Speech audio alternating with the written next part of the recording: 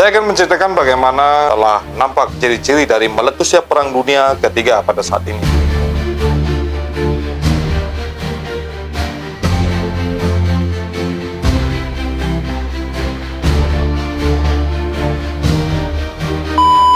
Halo bro, Assalamualaikum warahmatullahi wabarakatuh. Kembali lagi dengan saya Dafan Mulifa di Mulifa Channel. Tapi sebelum saya menjelaskan ciri-cirinya secara gamblang, bagaimana Perang Dunia Ketiga ini telah terlihat benih-benih kelahirannya, sebelumnya kita akan bercerita dulu sedikit tentang sejarah tercetusnya Perang Dunia I dan II, yang mana ini memberikan banyak pelajaran yang mempengaruhi adanya potensi yang sama pada terjadinya Perang Dunia Ketiga ini. Dan berikut ini adalah beberapa poin penting yang bisa kita simak bersama.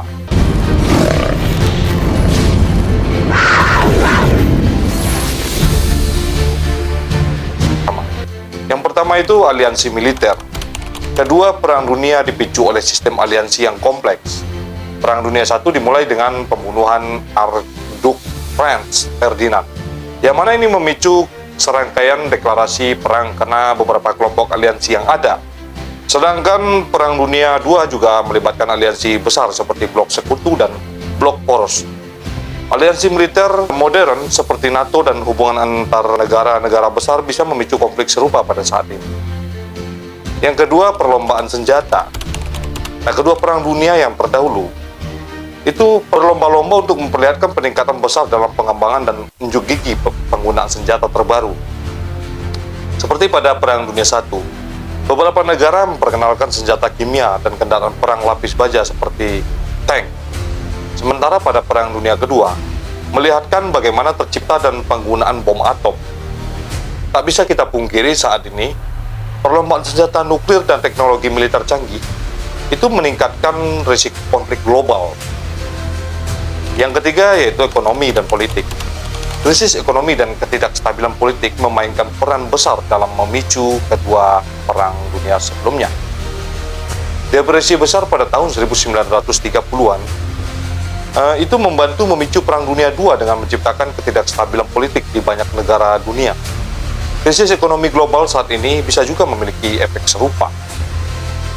Yang keempat yaitu tentang nasionalisme dan ekspansi. Nasionalisme ekstrim, saling klaim, dan keinginan untuk ekspansi teritorial adalah faktor utama dalam kedua perang dunia yang terjadi sebelumnya. Pada Perang Dunia I dipicu oleh nasionalisme di Balkan, sementara Perang Dunia Kedua dipicu oleh ambisi ekspansionis Jerman dan Jepang. Ketegangan nasional dan ekspansionis pada saat ini seperti di Laut Cina Selatan bisa saja memicu konflik besar yang sama pada sejarah yang sebelumnya pernah terjadi di Perang I dan II. Yang kelima, kegagalan diplomasi. Kedua perang dunia menunjukkan kegagalan diplomasi dalam mencegah konflik. Liga Bangsa-Bangsa gagal mencegah Perang Dunia Kedua, dan ada kekhawatiran bahwa organisasi internasional saat ini juga mungkin tidak cukup efektif dalam mencegah konflik besar yang terjadi, sama seperti pemicu Perang Dunia sebelumnya. Yang keenam, yaitu teknologi dan perang modern. Perang Dunia Kedua memperkenalkan perang total dan penggunaan teknologi canggih. Dan saat ini, teknologi seperti senjata cyber dan drone bisa memainkan peran besar dalam konflik global. Ini juga bahkan meningkatkan risiko eskalasi cepat. Teknologi yang tercipta memainkan peran yang sangat penting dalam Perang Dunia I dan II dengan mengubah berbagai cara berperang dan mungkin saja belum pernah dilakukan pada perang-perang klasik sebelumnya. Nah, ini mempengaruhi hasil akhirnya dari perang tersebut. Jadi berikut ini adalah beberapa contoh utama teknologi yang memainkan perannya dalam Perang Dunia I dan II. Nah, pada Perang Dunia I, yang pertama memperkenalkan senjata kimia. Perang Dunia I kita bisa mendengar dari sejarah bagaimana penggunaan senjata kimia seperti gas klorin dan mustard yang menyebabkan kerusakan besar pada pasukan dalam pertempuran. Yang kedua yaitu memperkenalkan kendaraan lapis baja perang seperti tank. Tank pertama kali diperkenalkan oleh Inggris pada tahun 1916. Ini memberikan keuntungan dalam pertempuran darat. Yang ketiga, kala itu memperkenalkan pesawat terbang atau pesawat tempur. Pesawat ini digunakan untuk pengintaian dan kemudian untuk pertempuran udara dan pengeboman. Yang keempat, memperkenalkan senapan mesin. Senapan mesin seperti Maxim Gun dapat menembak bertubi-tubi secara auto. meningkatkan daya tembak infanteri secara signifikan. Yang mana senjata pada perang-perang klasik sebelumnya hanya memakai senjata yang dikokang secara manual. Dan inilah bagaimana teknologi pada Perang Dunia II tercipta. Saya akan sebutkan juga. Yang pertama, terciptanya bom atom. Ini di Perang Dunia Kedua. Jadi penggunaan bom atom oleh Amerika Serikat di Hiroshima dan Nagasaki pada tahun 1945 mengakhiri perang dengan cepat dan menunjukkan kekuatan destruktif yang luar biasa. Yang kedua, itu memperkenalkan radar. Memperkenalkan radar ini adanya di Perang Kedua.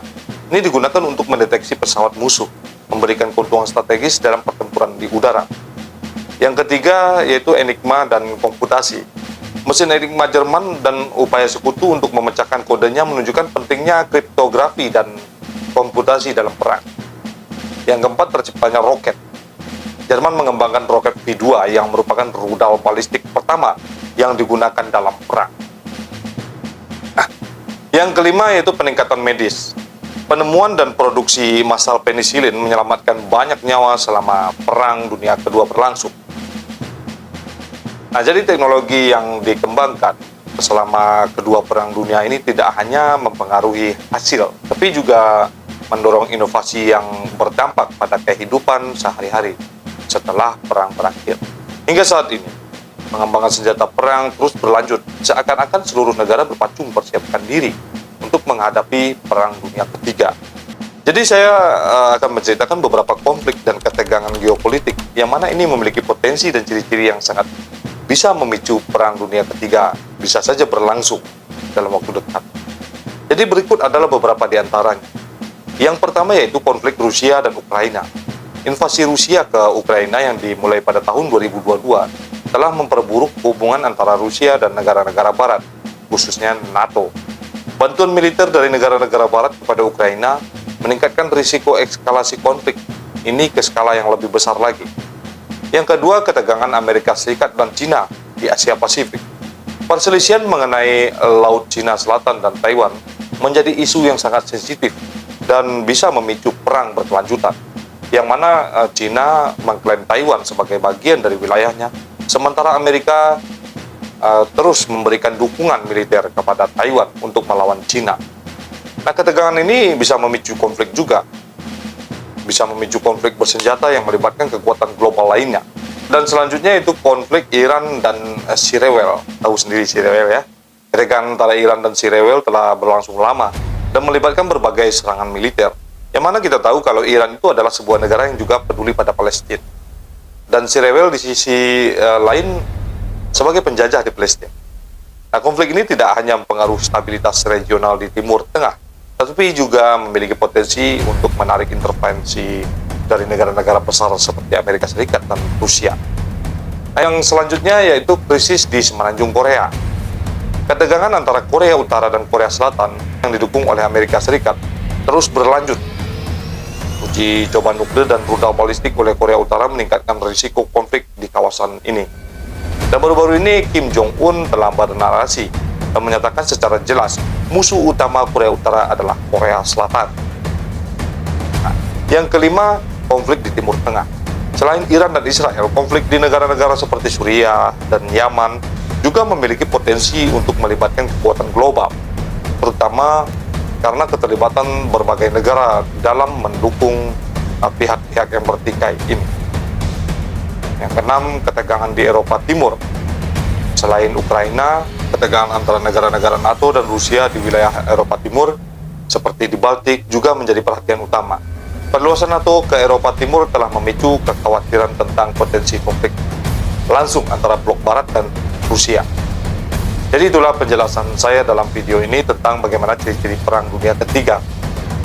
Ini sedikit demi sedikit menunjukkan tanda-tanda kelahirannya perang. Semoga saja kita semua dilindungi oleh Yang Maha Kuasa dan perang ini tidak pernah terjadi. Itu pinta kita, itu doa kita. Jadi ketegangan yang terjadi ini menunjukkan betapa pentingnya diplomasi dan upaya perdamaian antara negara untuk mencegah eskalasi konflik yang lebih besar dan bahkan melahirkan Perang Dunia Ketiga. Jadi terima kasih telah menonton sampai habis. Seperti biasanya, jayalah bangsaku, jayalah negeriku. Bersama saya Dafan Mulifa, selalu di Mulifa Channel. Assalamualaikum warahmatullahi wabarakatuh.